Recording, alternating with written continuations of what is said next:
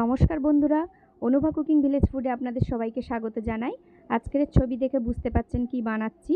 আজকের বানাবো কাঁকড়ার ঝাল। প্রথমে কাঁকড়াগুলো আমি কেটে ধুয়ে পরিষ্কার করে নেব। দেখুন কাঁকড়াগুলো আমি কেটে নিয়েছি। কাঁকড়ার মধ্যে কি সুন্দর ডিম হয়েছে, একদম লাল লাল ডিম। প্রত্যেকটা কাঁকড়ার টুকরোতেই ডিম হয়েছে দেখুন। এই ডিমওয়ালা কাঁকড়ার ঝাল খেতে খুবই দারুণ লাগে। আজকের ঝালটা কিভাবে বানাচ্ছি সেটাই আপনারা দেখতে থাকুন। প্রথমে কাঁকড়াগুলো আমি ভেজে নেব। তার জন্য কড়ার মধ্যে সর্ষের তেল দিয়ে দিয়েছি। তেলটা গরম হলে এবার কেটে রাখা কাঁকড়াগুলো কড়ার মধ্যে দিয়ে দেব। অল্প করে হলুদ আর নুন দিয়ে কাঁকড়াগুলো ভালো করে ভেজে নিতে হবে। কাঁকড়াগুলো ভাজা হতে হতে আমি একটা মশলা বানিয়ে নেব। তার জন্য মিক্সিতে দিয়েছি পেঁয়াজ, রসুন আর আদা। কাঁকড়াগুলো ভাজা হওয়ার পরে আমি তুলে নিলাম। এবার কড়ার মধ্যে দিয়ে দিচ্ছি সর্ষের তেল, তেজপাতা আর দুটো শুকনো লঙ্কা। এবার তেলের মধ্যে দিচ্ছি বেটে রাখা মশলাটা 5 মিনিট ভালো করে কষাতে হবে। ভালো করে কষানোর পরে এবার এর উপরে দিচ্ছি হলুদ গুঁড়ো, লঙ্কার গুঁড়ো আর দিচ্ছি জিরে গুঁড়ো। সমস্ত মশলা ভালো করে আবারও কষাতে হবে।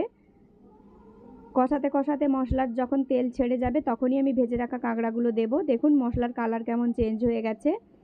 এবার যে ভেজে রেখেছিলাম সেই কাঁকড়াগুলো কড়ার মধ্যে দিয়ে দিচ্ছি। ভেজে রাখা কাঁকড়াগুলো কড়ার মধ্যে দিয়ে আবারও ভালো করে কষিয়ে নিতে হবে। এবার পরিমাণ মতো নুনটা দিলাম। নুনটা দিয়ে আবারও 5 মিনিট ভালো করে কষাতে হবে, যেন মশলা পুড়ে না যায় বা কড়ার মধ্যে ধরে না যায়। একভাবে নাড়াচাড়া করতে হবে। এবার আমি এর মধ্যে জল দিয়ে দেব। দেখুন মশলাটা ভালো করে কাঁকড়ার সঙ্গে কষানো হয়ে গেছে। এবার আমি দিয়ে দিচ্ছি জল। যেহেতু ঝাল হবে বেশি জল দেব না, অল্প পরিমাণ মতো জলটা দিচ্ছি। জলটা দিয়ে ভালো করে নেড়ে চেড়ে নিতে হবে। কড়ার চারপাশটায় যেসব মশলা লেগে আছে সেগুলো ভালো করে ঝোলের সঙ্গে মিশিয়ে নেব। এইভাবে 5 মিনিট রান্না করলে একদম কাঁকড়ার ঝাল রেডি। দেখুন এইভাবে 5 মিনিট ফুটতে দিতে হবে, একদম হালকা জালে। ঠিক যেভাবে ফুটছে দেখুন, একদম কাঁকড়ার ঝাল রেডি।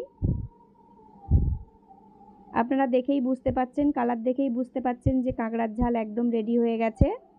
এবার আমি কাঁকড়ার ঝালটা নামিয়ে নেব।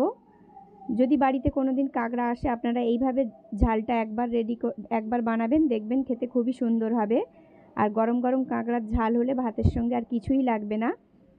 ভিডিও দেখে সবাই জানাবেন কমেন্টে যে আমার রান্না কেমন লাগছে। আর যারা আমার চ্যানেলে নতুন বন্ধু আছেন তারা আমার চ্যানেলটিকে